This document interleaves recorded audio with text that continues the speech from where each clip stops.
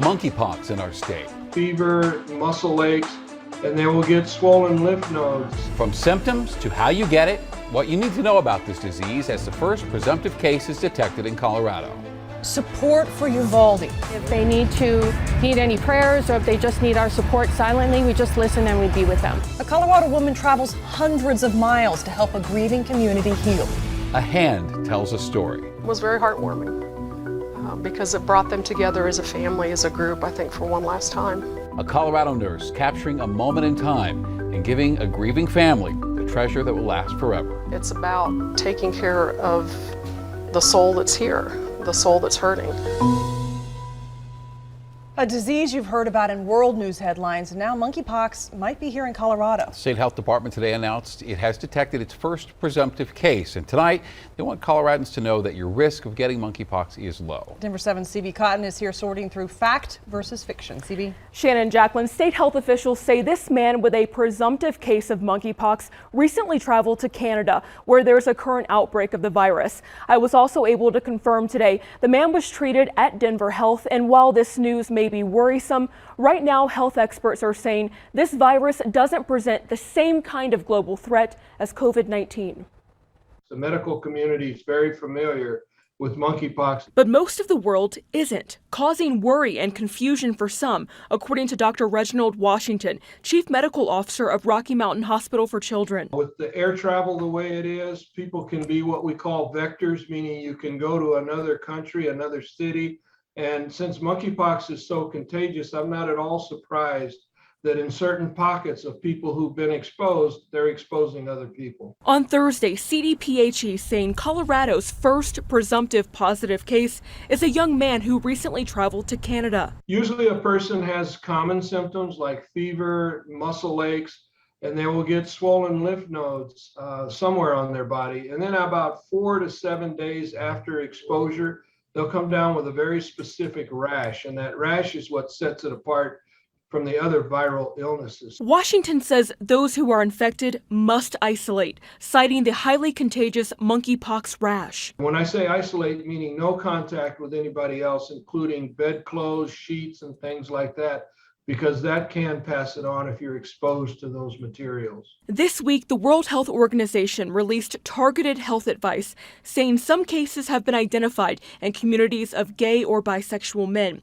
The notice emphasized monkeypox is not limited to these communities, and anyone can be infected by someone who has the virus. And it's probably not the sexual act that is doing that, it's the intimate skin-to-skin contact with someone who has lesions that is passing it along. Incidentally, there has been a woman diagnosed with this in another country, so it's not confined to just men. Again, this is a presumptive case, and final confirmation will come from the CDC. There are 2 vaccines available to prevent monkeypox, and Colorado has requested them from the federal government. But health officials say they want to reassure everyone the risk to the public is low. Shannon? All right, thank you for that, CB. And we have an in-depth write-up about monkeypox right now on thedenverchannel.com, including how it spreads, what you should watch out for, and what treatments are available. It's a moment every student and parent looks forward to, high school graduation. But just a day before their son's ceremony, a Westminster family says they have received some upsetting news.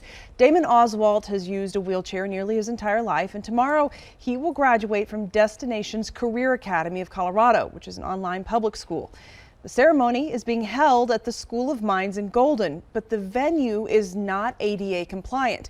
Damon and his mother tell us when they called his counselor today to ask how he'll cross the stage, they were told the school had forgotten Damon is in a wheelchair and that there are no ramps.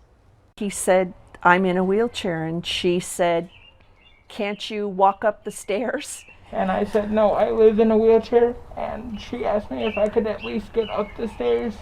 And I said I can barely even move outside of my wheelchair. To find out that he can't participate like any other student in his graduation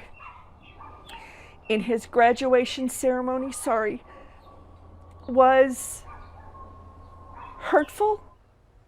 Now, Denver 7 reached out to Destinations Career Academy. The school says it is working closely with students who need accommodations to ensure that they are honored and can participate fully in tomorrow's ceremony. An unnerving day for students and staff and families as police are called to multiple schools in the metro area. Northfield High School in Denver was put on lockdown this morning for reports a student brought a gun to school. Now, the gun turned out to be a paintball gun, but 2 male students were detained and have since been released to their parents. Cherry Creek High School also had to go on lockdown this afternoon. Police received a tip that someone wanted to shoot up that school. Police were able to secure the school and students were able to return to class. And in Boulder, a student was given a ticket for bringing an airsoft gun to Casey Middle School. This comes the same week another student was arrested for making threats against that same school. All of those incidents coming in wake of the shooting that left 19 children and 2 teachers dead at an elementary school in Uvalde, Texas. Today, authorities revealed the gunman was not confronted by a school police officer before entering Robb Elementary through an unlocked door. Authorities also announcing the shooter was in the building for more than an hour before he was killed by police. The response by law enforcement now stirring questions over why officers did not enter the school sooner. Some of them just stood there and said, well, why aren't they going in? They said they rushed in and all that. We didn't see that. Tonight, investigators are still searching for a motive. They are reviewing the gunman's private social media messages to find out if any potential warning signs had been missed. Meanwhile, the White House today announced President Biden and the First Lady will travel to Uvalde on Sunday. And more pain tonight for the family of one of the teachers killed in that attack. Family members say Joe Garcia, husband of Irma Garcia, died this morning of a heart attack. Irma Garcia was shielding her students from the gunman's bullets.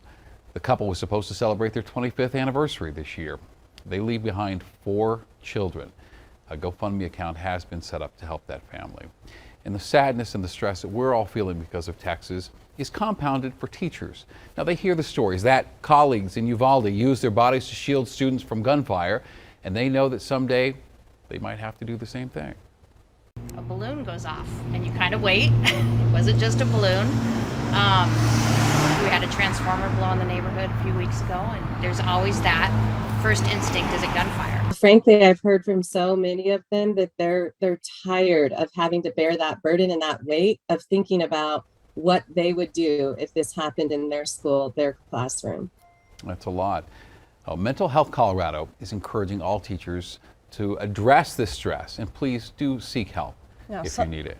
Some people are donating money, others are jumping in their vehicles, feeling the need to comfort the people of Uvalde in person. And tonight, Chris Stewart shows us how people with no real connection to Uvalde, including a woman from Fort Collins, are now providing some help to those who are grieving. The crosses that now stand in the heart of Uvalde represent people that will be part of this community forever. If they need any prayers or if they just need our support silently, we just listen and we be with them. Bonnie Fear's organization, Lutheran Church Charities, brought these crosses to Uvalde's town square. Like many who have come, she's not from here. She flew in from Colorado Wednesday night. Each cross carries a name with a marker so people can leave a message. It could be for them to help express their grief. And in the end, it ends up with the family. Our hope is that the family can then get that heart and read the heartfelt messages for their loved one. Including the family of Layla Salazar. Layla was just 10 years old when the gunman walked into her school. I will always love you, my beautiful granddaughter, it reads. It's impossible to know what can heal a wound so permanent and deep. Faith, I mean, you gotta have faith, good and when things are going good and things going bad. Albert Villegas is one who felt he had to come help those impacted by this shooting know they are not alone. And I told my wife, look, and she goes, oh no. I said, well, we prayed about it and said, we gotta go do something. Villegas and his wife wrote their destination on their car and drove from 5 hours away through the night to be in Uvalde today to be with those who are suffering. They set up a prayer station. You know, people when they come by and need prayer and just say a little prayer, you know, maybe they need a hug or something. Comfort them, you know. Bonnie's charity also brought these comfort dogs, golden retrievers from across Texas and Oklahoma. What it will take to heal this town is a question without a clear answer. But those who have come are hoping they will be part of the journey to find it. In Uvalde, Texas, I'm Chris Stewart reporting. Nice to get some heat today, even more tomorrow, and I'll let you know if it'll last all weekend long.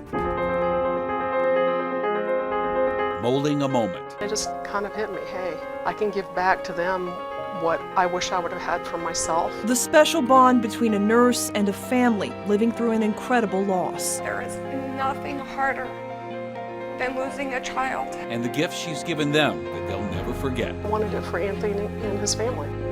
And the hand tells a story.